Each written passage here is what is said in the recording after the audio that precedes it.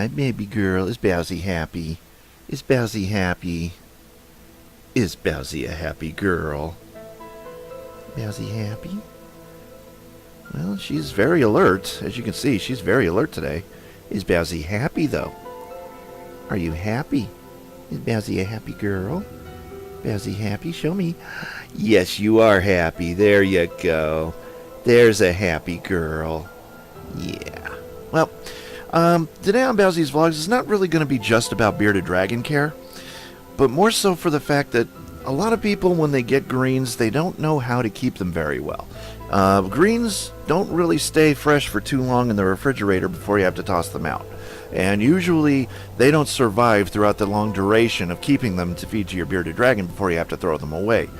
But what's the best way to keep your greens crisp and dry and, well, slime free? Because we know how when greens reach that stage where they get really slimy, it means that there is so much moisture built up around those greens, and as you keep them in like a bag or something, and what'll happen is all of that moisture will soften the leaves of your greens to the point where they become a little too slimy, and then they give off this foul odor, and who in the hell wants to eat that?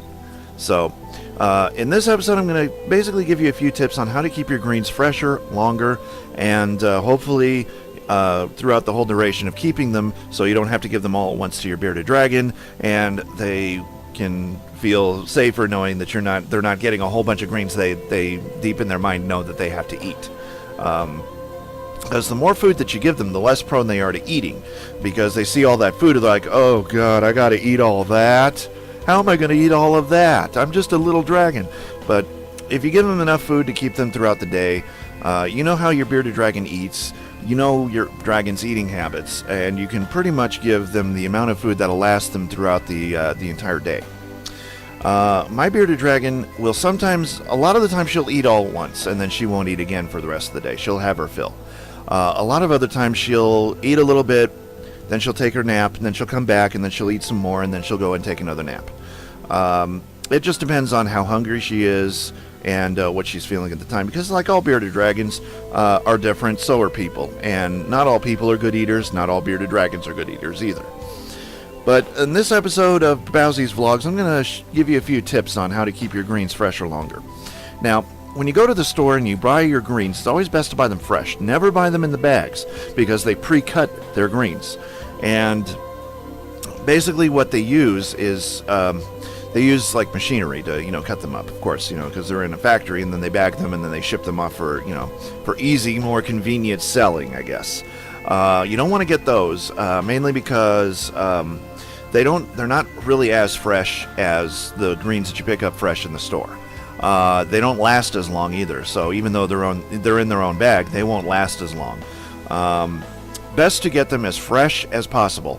And then when you get them home, the best thing to do is to immediately tear off with your hands, not with a knife, all of the leaves from the stems, because they cannot eat the stems, and they cannot eat anything that's stringy. So remove anything that's stringy from your leaves, and they get stringy right close to the stems. Once you've got all of your leaves pulled away, you can tear them off in big pieces, and then you can tear them off into smaller pieces later. That's what I usually do, is just tear them off in really big pieces of leaves. The larger the leaves, the longer they'll last. The smaller the leaves, the quicker they'll grow to slime. So you definitely want to have big leaves. Okay, you can always tear them up later before you feed it to them. So once you got your big leaves, it could be collard greens, it could be mustard greens, it could be turnip greens. Those are the three main staples of bearded dragons, are those types of greens. Escarole and endive both come in sort of like, how romaine lettuce comes on its own stalk, and you just peel off the leaves one at a time. You can leave them on the stalk. Okay, if you have endive or if you have escarole, you can leave them on the stalk and they'll be fine. I'm just talking about the leaves that grow individually that actually get bundled. And those leaves are the collard greens, turnip greens, mustard greens, and dandelion greens. Those are the ones that get bundled up and and are sold in local grocery stores fresh. Hi, baby. Where are you going? You can't go very far here. You silly girl. But anyhow, once you've gotten all of the stems removed from your big leaves, remember, bigger the better, then best to get either an airtight container or Tupperware if you have Tupperware. If you don't have Tupperware, there is a beautiful, and this works really great. If you can do a search on it for Amazon, what you're looking for is a container with a push button on the top. The push button pushes out all the air, and so it locks it in airtight. I'm not sure what they're called or who the maker is, but a little bit of searching on Google, I'm sure you'll find it. And those are perfect for storing your greens. And what you want to do too is you want to separate the green types. You want to separate the thick. Wow, that was a big jump for bearded kind. Did you see that?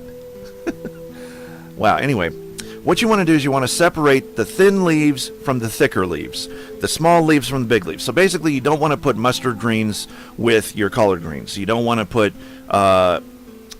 dandelion greens with your other greens. You want to keep them separate.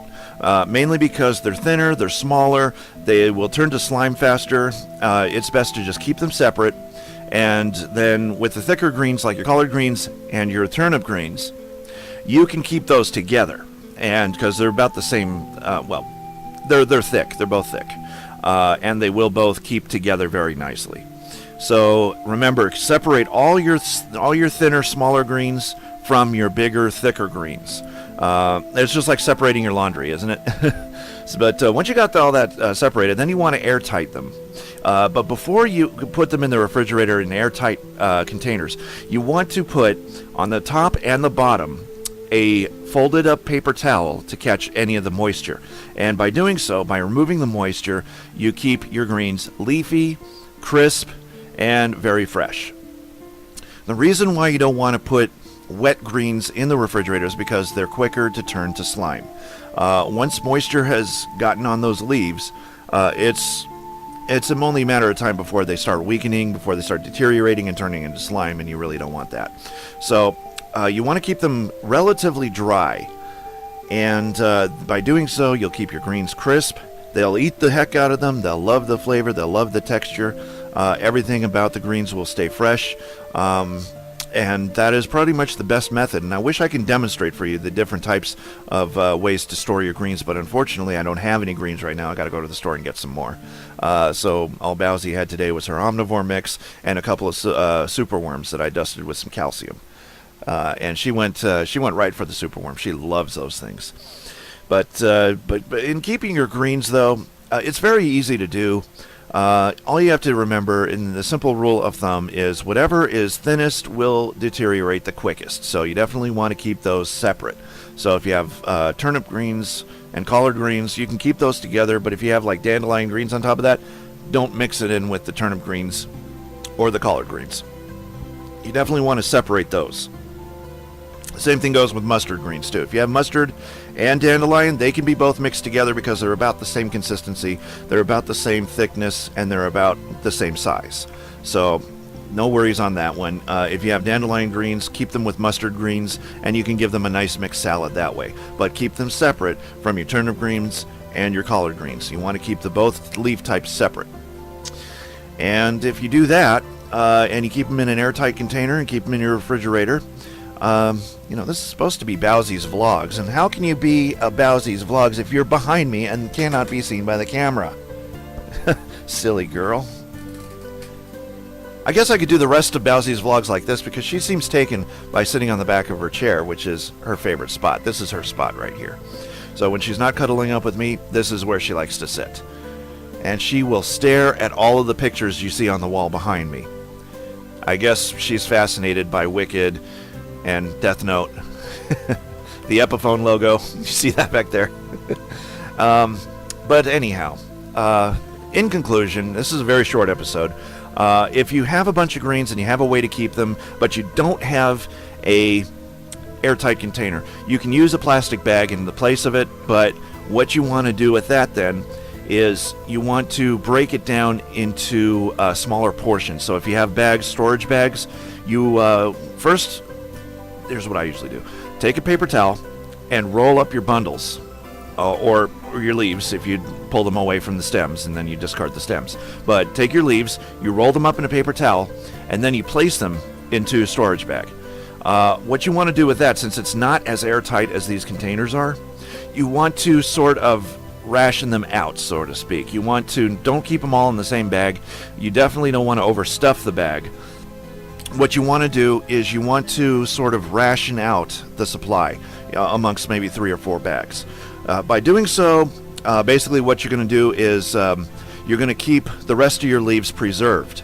And they're also nice and bundled up in that paper towel. They're not going to get any moister than they already are. Just keep in mind, though, in a plastic bag, when you open your greens, the moisture from the air will get into the bag, and then when you seal it and close it back up again, it retains all the moisture it draws in from the air and builds up more moisture inside. So that's why you want to sort of space out your supply, so that way you're not opening and closing the same bag, thus bringing your greens to a shorter and shorter lifespan doing that. What you want to do is, if you have like maybe say you go to the store, you go to Giant Eagle, you go to Kroger, and you get one of those big bundles of collard greens, separate that into 3 bundles. And then what you want to do is peel the leaves off of those 3 bundles, and then you want to put them on a paper towel, and then put those 3 bundles that you've made and roll it up into a paper towel, and then put them right into their own bags. And so that way 2 of them are preserved, and use one of them immediately, and then when that bag is finished, you go for the second one and you do the same thing. So there you have that. And by doing so, you should be able to extend the life of your greens that you feed to your dragon. Because I know how frustrating it is to have to bring home greens, and then 2 or 3 days later, they're already bad. But doing this will ensure that your greens will keep fresher longer, and you don't have to worry about tossing them out, going back to the store, getting some more. But if you follow that advice, you should have a good enough supply and know exactly what to do with your greens when you feed your bearded dragon. And it's worked for me, and it could work for you too. So, on behalf of Bowsie's Vlogs, and this is, like I said, a short episode today because there's not much you can tell about greens, but there is a whole world of difference in the way you store them. And your bearded dragon will love them too, even though they're stuck on the back of a chair instead of facing the camera. I'm talking to you, Bowsie. So on behalf of Bowsie's Vlogs, this is Sonic Blue and Bowsie the Bearded Dragon behind me saying take care, good luck on the care of your bearded dragon, and if you have any questions whatsoever about bearded dragon care, come to me. I will probably be able to answer your question, most likely because I've already been through it. I know from experience, I know from knowledge, and I know from interpretation by just being around Bowsie alone, but I have been around other bearded dragons. I know exactly, well, I know a good deal. I don't know everything about bearded dragons, but I know enough to be dangerous. So send your questions to me. Chances are I've probably been through them, can give you the best advice to get through your own time with your bearded dragon. So however it turns out, I hope everybody has great luck in care of their bearded dragons. And remember, if you feel that your bearded dragon is acting in any way ill or lethargic, remember the number of your local veterinarian who deals with exotic pets. They can be a lifesaver. So keep those numbers handy, and if you can't find the answer to your question online, then perhaps a veterinarian can. And it's always best to send them into their yearly checkups to make sure that they are as healthy as can be. And that's all about time for Bowsie's Vlogs today. This is Sonic Blue saying take care, and hope everybody has great luck in the care of their bearded dragons. So see you next time.